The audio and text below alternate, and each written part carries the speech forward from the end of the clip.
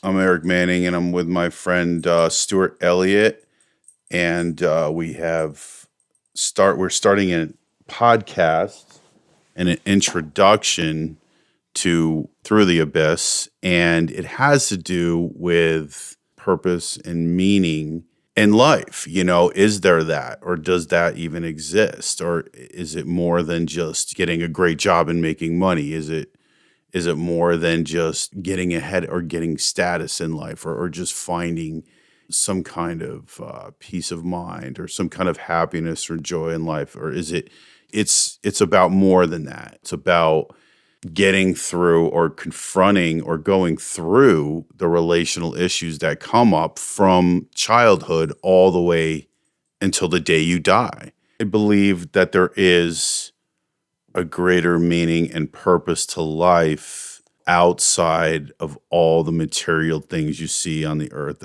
outside of having this status or success or notoriety or wealth or all this stuff in life that just seems so incredibly important, which is it really actually having real relationships with people that actually get better instead of getting worse? My experience in life has been from childhood is that they get worse. The deeper I go into the depths of the world and going after money or even pleasure, being like a nihilist, I think it's called. It's just like I'm just a pleasure seeker. Yeah, did I do that? Yeah. Yeah, I did that. I'm looking for a rush, in life somehow, or looking for the next adrenaline high, doing through whatever, sports or partying or whatever. When you talk about a nihilist, part of that is when you look at life and you see no real purpose or meaning to anything. And that's part of that. And the reason I think we see that oftentimes is because of relationships are so shallow and meaningless that at some point we realize, what is this life even worth? What does it even mean? What is the purpose? There is no purpose. There is no meaning to this at all. And that's where when we get to that point, and I'm sure we've all been there, we've all experienced that. Well, part of this podcast then is to examine that. What is that feeling, that meaninglessness? And is it truly meaningless? And is there anything we can do to give it meaning, to make it meaning, or to have it have meaning? And that's part of what we're going to talk about in this podcast. That's a great way to describe it in a more structured way. I like that. I think a lot of people can relate to being stuck in a family that is going nowhere, relationally speaking, or is going down. That has been my experience. I don't think so. Yours, Stuart, hasn't been so dramatic in a way, or in a, mine, you could just see, it was a downward spiral. There was a lot of intense resentment or hatred between my parents. I mean, that I could see every single day that was getting worse and worse. And I knew that that eventually was going to affect me. And it did. It did in a really big way. And there was nothing, didn't matter how good I was or how much I tried to help stop that or appease that, or bring peace to that, or it's just not a child's job anyway. That is not, I don't believe that's the role of a child, is to bring peace to the family. I think they can in a way through relationships, but you have to put them first.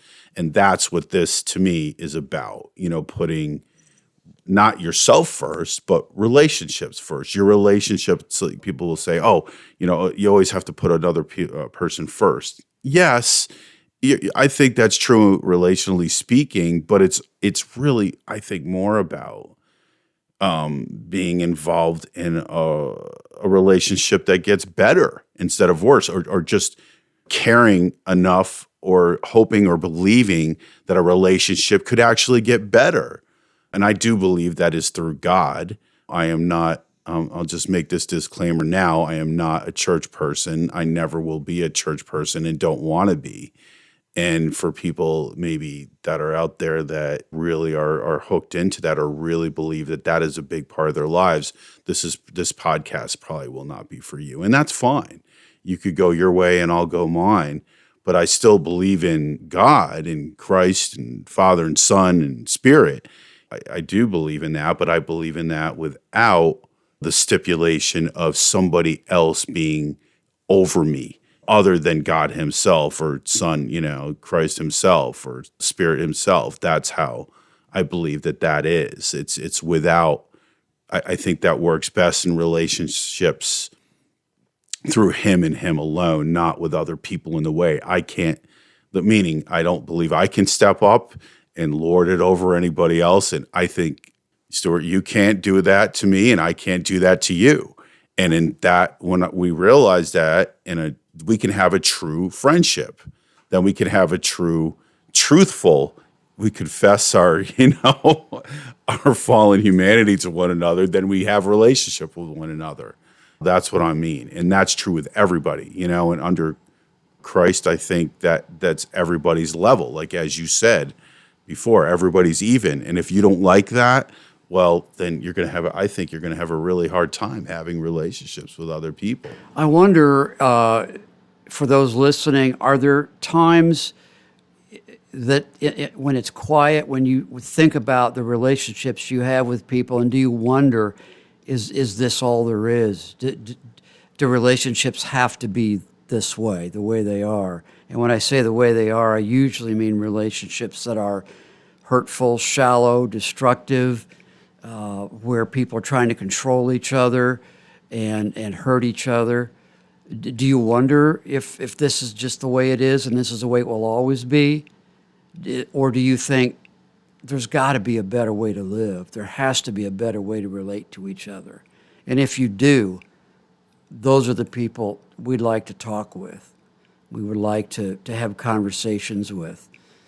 Because when, for instance, we talk about friendships, well, what is a friendship actually? Depends on how you define it. And I dare say I think we define it, Eric and I define it differently than probably a lot of people.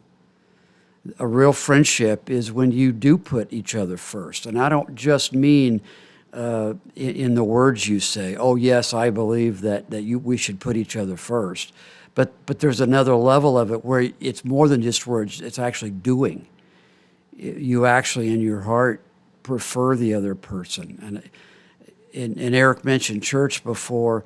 I hear those platitudes in church, but come to find out, that's all it is. They're just words. That's not real in those kind of relationships, in my experience. So I'm not talking about that. I don't want to talk about just what words you say, but how do you actually treat the other person? And it has to start somewhere, and I think where that starts is when you realize there must be another way, a different way, a better way of relating to each other. And then you can have a true friendship and not just in words only. So that's kind of where I think where we're going with this, to try to discover what that is. Yes. And I think you just summed it up perfectly. And it's just, whenever you get somebody that's trying to lord it over another person or be above another person or control another person, no matter what relationship, I think, anytime that you get into a relationship that has to do with, somebody is better than somebody else or somebody's over somebody else, or you try to position yourself under or over, or whatever, then it's no longer a relationship. It's not a true, it's just, a working, it's like you could say, oh, it's a working relationship. Well, it's not about it's not about, doing things for one another. It's about being something for one another. That's a deeper level of spirituality. That's a deeper level of, of caring for another person without an agenda, without, you having to do something for them, without you having to provide something for them. This is a different state of, you know, of being here that we're talking about, and it's not new. I think this has been true for a long, long time, but it's just very easy to get lost in a world that just doesn't really, know that, or you've never experienced it, or you don't, or maybe you think you've never could experience that. So, one of the things that always occurs to me when thinking about these kind of relationships and friendships is the word why. Why is somebody being the way they are? Why are they trying to control you and hurt you? And or the someone might be you, not just the other person in the room, but that might be you. Why am I treating my friend this way? Why am I treating my family this way? And those are the kind of questions I hope you think about in your quiet moments. Why am I being this way? And that is the beginning of really starting to understand and getting to the depths of what this is and why things are. And once you start asking why, then that opens up your sight, your insight into what's going on and why it is, and then what can be done about it. And I don't want this to be a self-help kind of a situation. That's not what this is.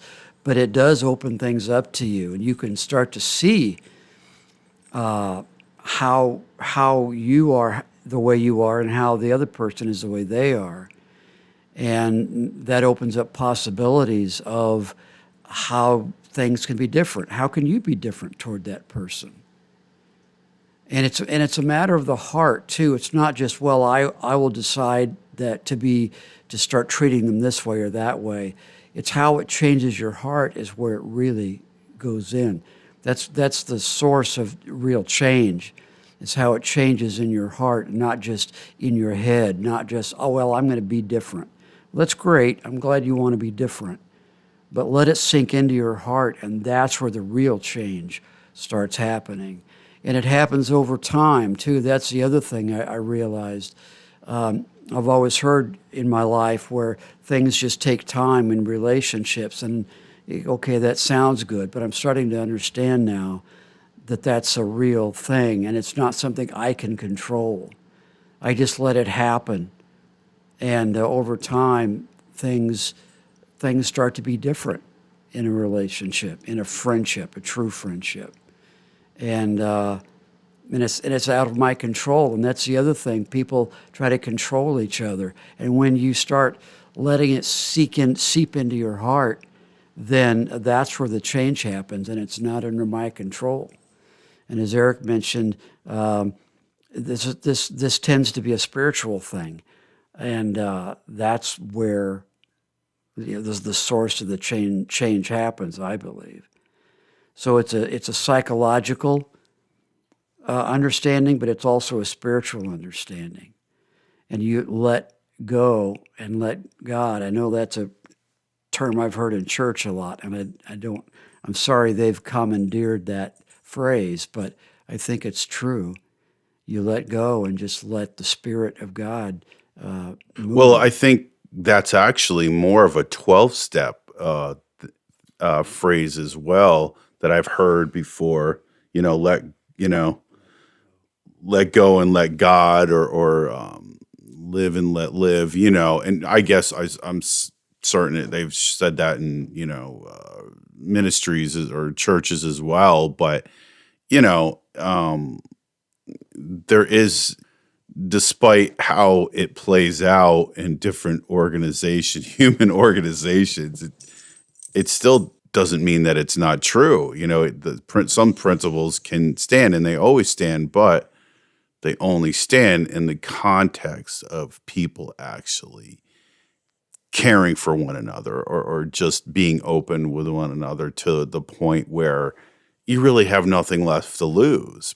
All the junk of the past, because it wasn't working for you. It never will work for you. It's not about, even in a 12-step, program, it's just like, oh, it's just all about not using drugs or alcohol or whatever it's usually those two things in 12 steps, but it's not. It's not at all about that. It's about the issues that lie underneath and how you are tied into those relational issues that hurt you in the first place, that spurred you on to to get out of your own head, to get out of reality that you don't want to deal with inside because it's scary.